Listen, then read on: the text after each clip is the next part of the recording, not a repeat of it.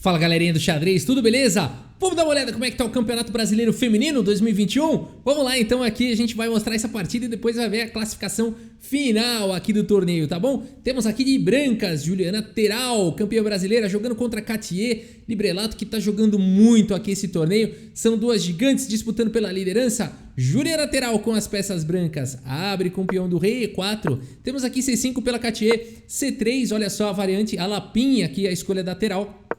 E agora D5, temos E por D5, dama por D5, a dama não tem problema ela ficar aqui, uma vez que o cavalo não pode saltar para casa de C3, D4 foi jogado cavalo C6, pressão total no peão central, e aqui cavalo em F3 trazendo mais uma defesa.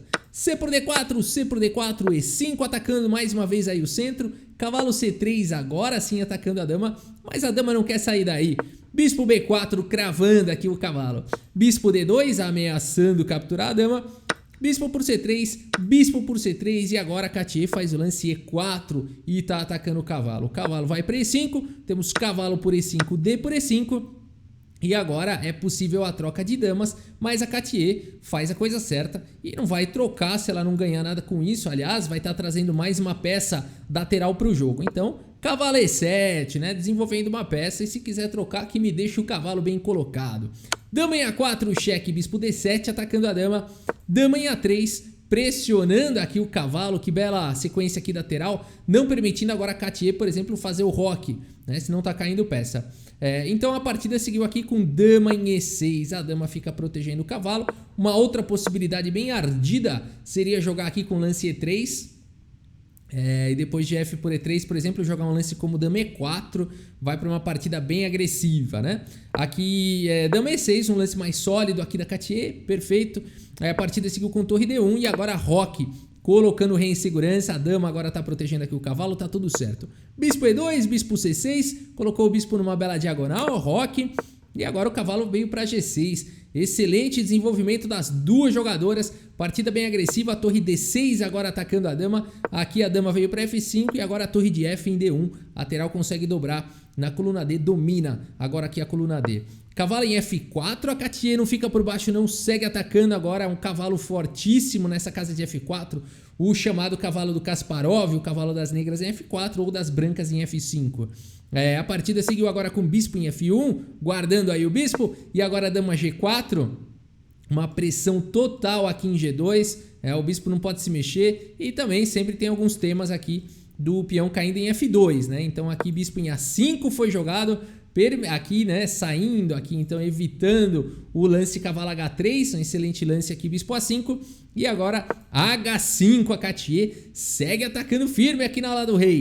Dama em E3, aqui agora H4, H3 atacando a dama e a dama foi para casa de F5. Temos bispo voltando para D2, pressão total aqui para cima do cavalo, o cavalo tá atacado, ele estava tão feliz aí em F4, mas ele tem que recuar um pouquinho, cavalo G6 e agora B4.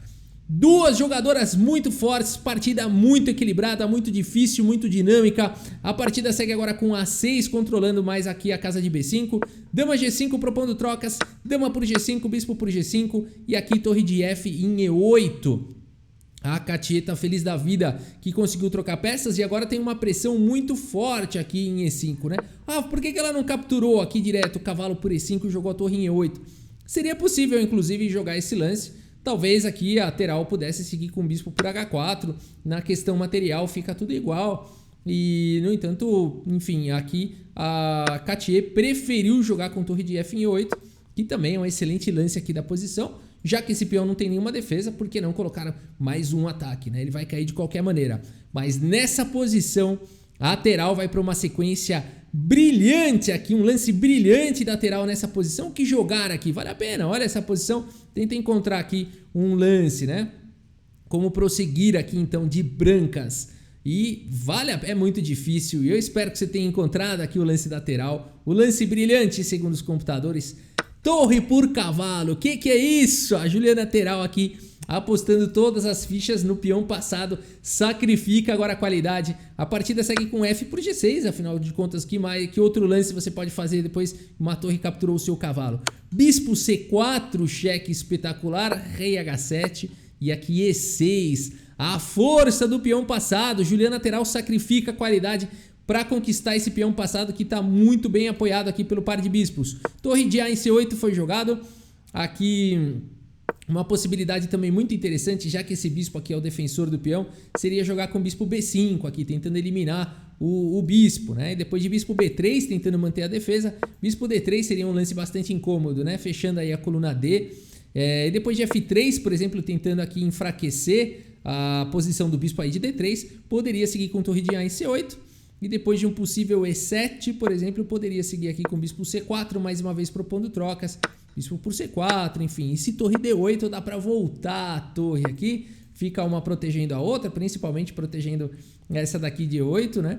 E depois de F por E4, por exemplo, rei G8, a partida poderia ir embora dessa forma, com chances para os dois lados aqui. Em algum momento a Cartier teria que aí devolver a qualidade, devolver material, e a gente teria um final aqui com chances para os dois lados. Mais fácil talvez jogar de brancas, mas as pretas com um bom jogo conseguem aqui o empate, né?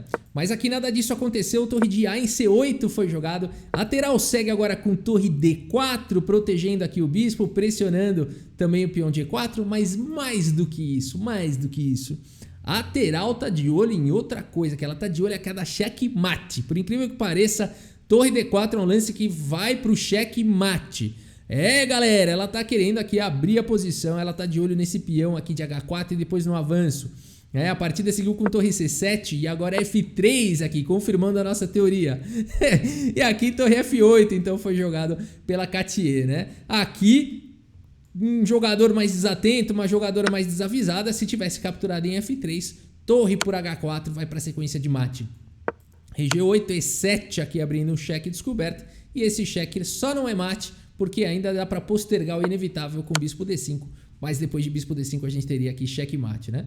Então aqui esse lance de torre D4 seguido de F3, lateral queda checkmate, a partida seguiu com torre em F8 e agora nós temos aqui F por E4, capturando mais um peão aqui lateral. Bispo B5, agora sim propondo trocas, E7 atacando a torre vai para E8 e aqui ela troca, então a lateral trocou o defensor do peão, né?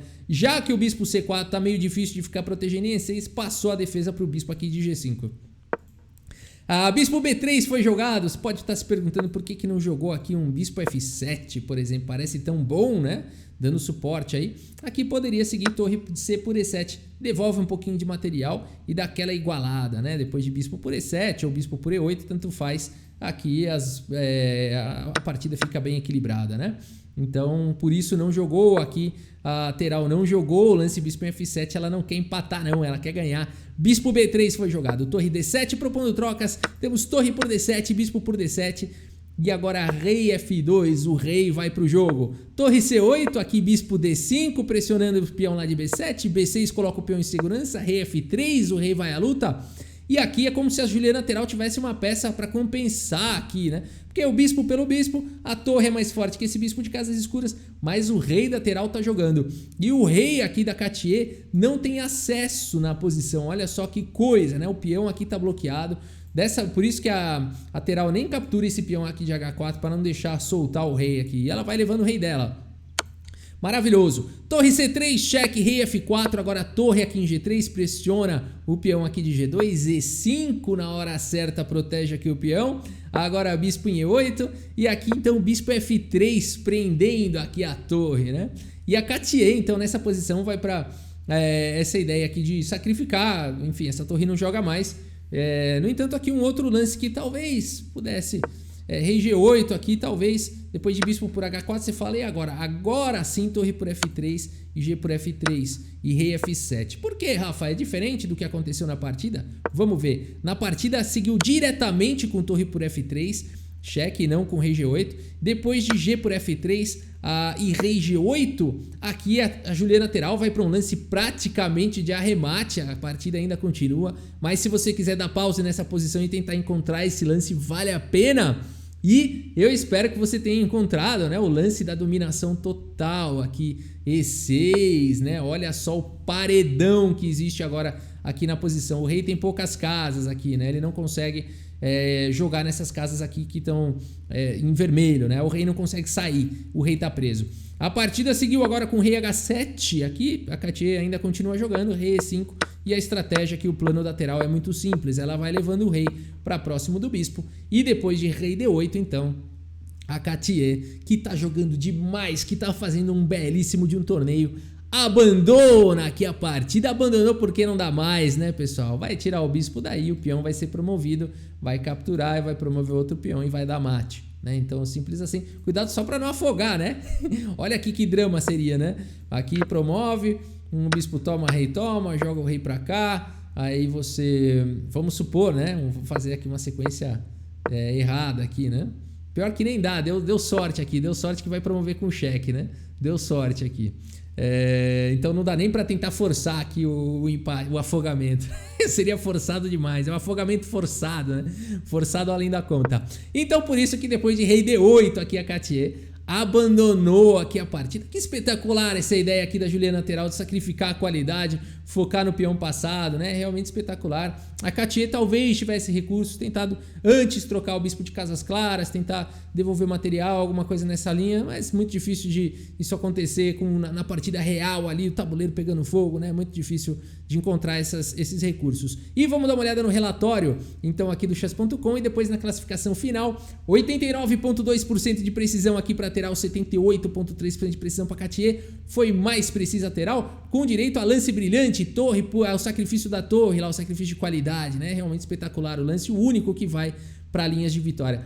Tinham outros lances ali na posição que poderiam igualar, levar para partidas mais simétricas, mas aqui ela resolveu colocar mesmo um desequilíbrio na posição para buscar a vitória e acabou dando certo, né? E vamos dar uma olhada então na classificação aqui do Brasileiro Feminino, como é que estão aqui as meninas aqui, né? Então a gente tem, olha só, Juliana Terral na liderança com 7 pontos. 7 pontos aí ao final da 8ª rodada, tá? A Katia aqui com 6,5 pontos na segunda colocação, disputando com Júlia Alboredo, que também tá fazendo um torneio belíssimo. Nós temos aqui também a Larissa com 6 pontos, olha só. A Marina aqui com 5,5 pontos, a Vivian, muito bacana aqui.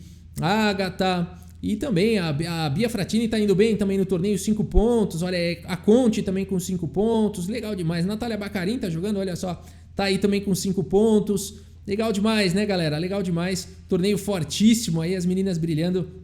Espero que vocês tenham gostado. Espero que vocês tenham curtido aí o vídeo, tá bom? Muito obrigado pela sua audiência. Um grande abraço para todos vocês e até a próxima. Valeu!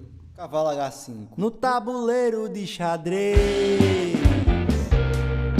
De xadrez.